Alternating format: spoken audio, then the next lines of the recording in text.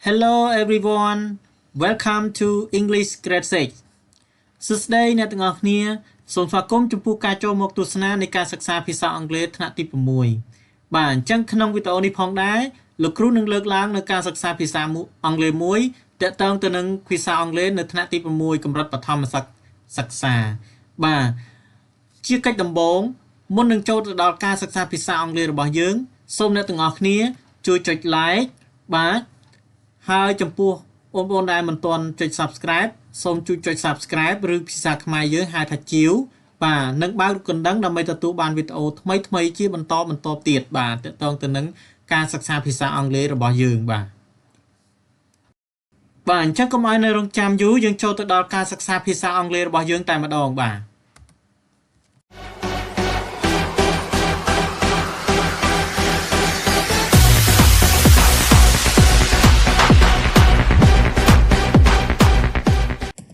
Yes នឹងហើយអ្នកគ្នាបាទបងប្អូនទាំងអស់គ្នាឥឡូវយើងបន្តចូលមេរៀនរបស់យើងទៀត Yes English grade 6 yeah English grade 6 so now we continue បាទឥឡូវបងប្អូនទាំងអស់គ្នាឥឡូវយើងបន្តចូល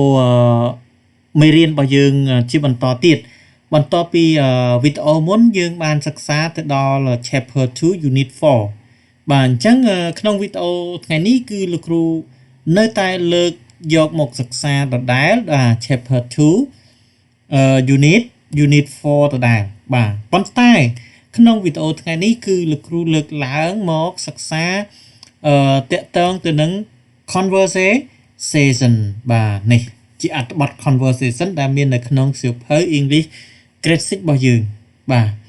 អញ្ចឹងបងប្អូនទាំងអស់គ្នាអាចបើកសៀវភៅមកសិក្សាជាមួយនឹងលោកគ្រូ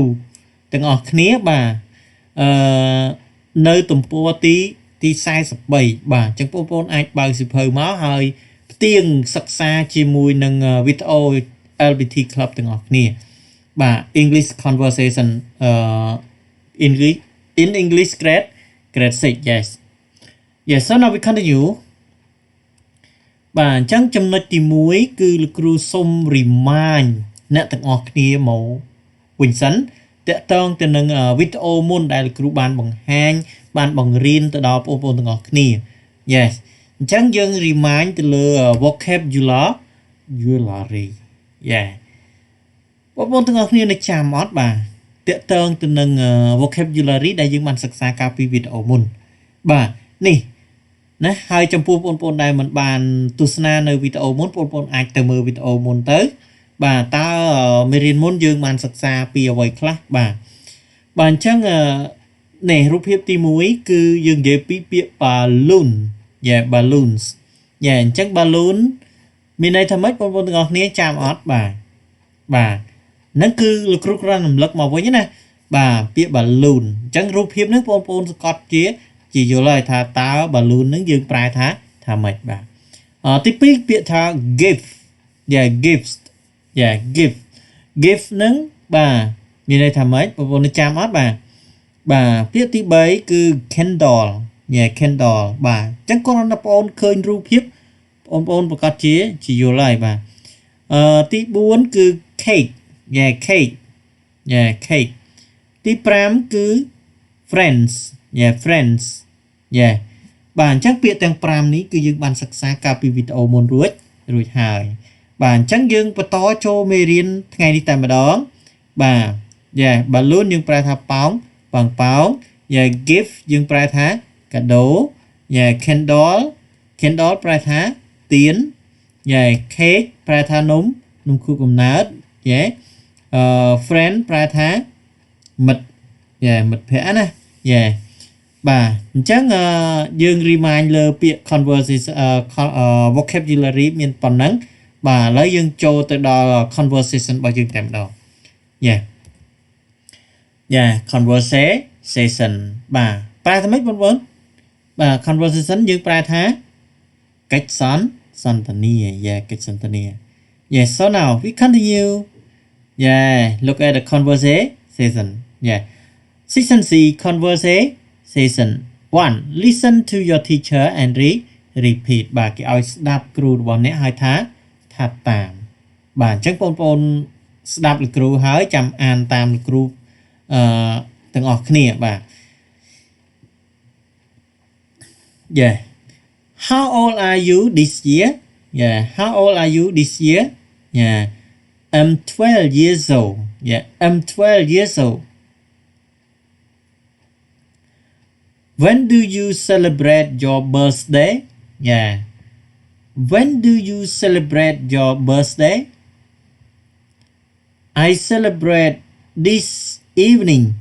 at 4 o'clock. Please come to my birthday party. Yeah. The next.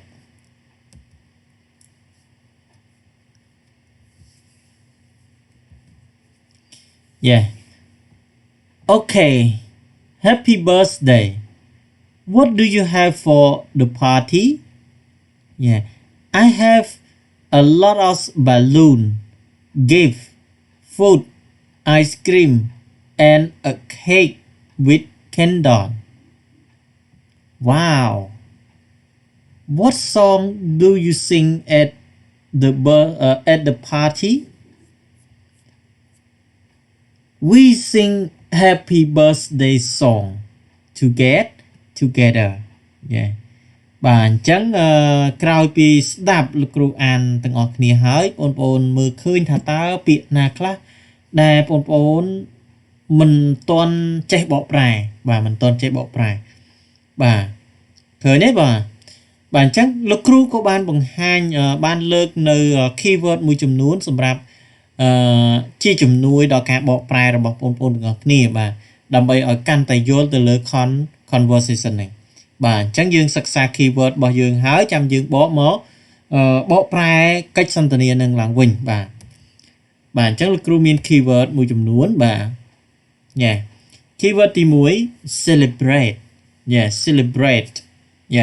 celebrate យើងប្រែថាប្រារព្ធពិធីប្រារព្ធពិធី keyword ទី2 together together មានន័យថាជាមួយគ្នាឬក៏ទាំងអស់គ្នាtogether keyword ទី3 sing sing ប្រែថាច្រៀងsing keyword ទី4 song song ប្រែថាបទចម្រៀងឬក៏បទភ្លេងក៏បានដែរណា song និង keyword ចុងក្រោយគឺ party party យើងប្រែថាពិធីជប់លៀងparty ពិធីជប់លៀងដូចជា birthday party មានន័យថាពិធីជប់លៀងខួបកំណើតពិធីជប់លៀងខួបកំណើតអញ្ចឹង keyword ទាំង5នេះសូមបងប្អូនទាំងអស់គ្នាកត់ត្រាយកទៅរៀនណាបន្ថែមទៀតបាទដើម្បីឲ្យកាន់តែចងចាំដើម្បីងាយស្រួលដល់ការបកប្រែនៅកិច្ចសន្ទនារបស់យើងក៏ដូចជាដើម្បីឲ្យយល់លើកិច្ចសន្ទនាបាទធម្មតាភាសាអង់គ្លេសបើយើងអត់ចេះបកប្រែគឺយើងពិបាកក្នុងការយល់ណាបាទអញ្ចឹងបងប្អូនទាំងអស់គ្នាសិក្សា keyword ឲ្យបងប្អូនយកទៅរៀនបកប្រែបងប្អូនចេះបកប្រែនោះគឺវាងាយក្នុងការយល់លើអត្ថបទសន្ទនាបាទមិនថាតែអត្ថបទសន្ទនាឬក៏អត្ថបទ reading ទេបាទគឺដូចគ្នា Yes so now we continue to translate the conversation ឥឡូវយើងបន្តចូលទៅដល់ការបកប្រែសន្ទនារបស់យើងតែម្ដង conversation ឥឡូវយើងមើលបាទអញ្ចឹងលោកគ្រូអានសន្ទនានឹងឡើងវិញមួយហើយលោកគ្រូបកប្រែជូនបងប្អូនទាំងអស់គ្នាដើម្បីឲ្យបងប្អូនទាំងអស់គ្នាឲ្យបានយល់បាទហើយបងប្អូនអាចយកទៅរៀនបកប្រែឡើងវិញឲ្យបានត្រឹមត្រូវបាទឥឡូវលោកគ្រូអានមួយហើយលោកគ្រូបកប្រែឲ្យអ្នកទាំងអស់គ្នាតែម្ដង How old are you this year How old are you this year បាទអ្នកទាំងអស់គ្នាមានន័យចាំថា How old are you បាទ How old are you មានន័យថាម៉េចតើអ្នកអាយុប៉ុន្មានដល់ this year មានន័យថាឆ្នាំនេះអញ្ចឹងដល់យើងប្រែ How old are you this year ណាតើអ្នកអាយុប៉ុន្មានហើយឆ្នាំនេះដល់ចម្លើយ I'm 12 years old ណាខ្ញុំមានអាយុ12ឆ្នាំWhen do you celebrate your birthday yeah when do you celebrate your birthday អញ្ចឹង celebrate យើងប្រើថាម៉េចមិញបាទប្រើថាប្រពៃពិធីដល់ when do you celebrate your birthday មានន័យថាតើអ្នកប្រារព្ធពិធីខួបកំណើតរបស់អ្នកនៅពេលណាយ៉ានៅពេលណាយ៉ាគាត់ឆ្លើយវិញ I celebrate this evening at 4 o'clock please come to my birthday party ណាបាទអញ្ចឹងខ្ញុំប្រារព្ធពិធីនៅពេលល្ងាចនេះណានៅម៉ោង 4:00 នាទីបាទសូមអញ្ជើញមកចូលរួមក្នុងកម្មវិធីខួបកំណើតរបស់ខ្ញុំផងបាទសូមអញ្ជើញមកចូលរួមកម្មវិធីខួបកំណើតរបស់ខ្ញុំផងញ៉ែ come ប្រែថាមកណាមកញ៉ែ come yeah the next conversation yeah តោះយើងបន្តទៀត okay happy birthday បាទ okay រីករាយថ្ងៃកំណើតយ៉ារីករាយថ្ងៃខួបកំណើតយ៉ា what do you have for the party យ៉ា what do you have for the party តើអ្នកមានអ្វីនៅក្នុងកម្មវិធីហ្នឹងយ៉ាតើអ្នកមានអ្វីនៅក្នុងកម្មវិធីហ្នឹងឬក៏មានតើអ្នកមានអ្វីសម្រាប់កម្មវិធី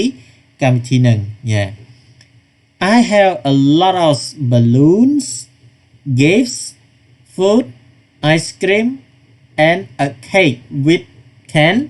candles យ៉ាបាទអញ្ចឹងពាក្យទាំងអស់ហ្នឹងគឺយើងបានសិក្សាហើយបាទនៅពាក្យ food នេះយើងប្រើថាម៉េចអ្នកនរគ្នាចាំចេះអត់បាទ food យើងប្រើថាអាហារណាអាហារ food ដល់ ice cream ការ៉េមណាយ៉ាអញ្ចឹងយើងប្រើថា I have a lot of balloons gifts food ice cream and a cake with candles បាទមានន័យថាខ្ញុំមាន balloon ជាច្រើន balloon ហ្នឹងប៉ោងណាបាទឬក៏ពេតប៉ោងហ្នឹងខ្ញុំមានប៉ោងជាច្រើនកាដូអាហារការ៉ែមកៃណាការ៉ែមហើយនឹងនំជាមួយនឹងទៀនអុតបំភ្លឺយ៉ាណានំខួបកំណើតនិងទៀនអុតបំភ្លឺយ៉ាទៀនយ៉ាណែ wow what song do you sing at the party wow តើអ្នកចម្រៀងអ្វីនៅក្នុងកម្មវិធីហ្នឹង yeah we sing happy birthday song together បាទយើងច្រៀងណាយើងច្រៀងបទ happy birthday song ទាំងអស់គ្នាឬក៏ជាមួយគ្នាណា happy birthday song មានន័យថាចម្រៀងរីករាយថ្ងៃខួបកំណើតទាំងអស់គ្នាបាទជាមួយគ្នាបាទអញ្ចឹងមានតែប៉ុណ្ណេះបាទសម្រាប់វីដេអូថ្ងៃនេះគឺតកតងទៅនឹង conversation បាទសង្ឃឹមថាអ្នកទាំងអស់គ្នានឹងយកទៅរៀនបន្ថែមទៀតហើយរៀនពិនិត្យផ្ទៀងជាមួយនឹងវីដេអូនេះទៅដើម្បីឲ្យកាន់តែយល់បាទឲ្យបងប្អូនទាំងអស់គ្នាកាន់តែយល់បាទអញ្ចឹងវីដេអូថ្ងៃនេះគឺមានតែប៉ុណ្ណឹងបាទសូមអរគុណយ៉ា Thanks for watching យ៉ាបាទសូមអរគុណសម្រាប់បងប្អូនទាំងអស់គ្នាដែលបានតាមដានវីដេអូនេះបាទតាំងពីដើមរហូតដល់ចប់បាទជាចុងក្រោយសូមបងប្អូនទាំងអស់គ្នាជួយចុច like បាទហើយបងប្អូនឆ្ងល់ចង់មានមតិអីបងប្អូនអាចចុច comment មកបាទនៅក្រោមវីដេអូហ្នឹងលោកគ្រូនឹងជួយប្រាប់បងប្អូនទាំងអស់គ្នាបាទហើយជាចុងក្រោយសូម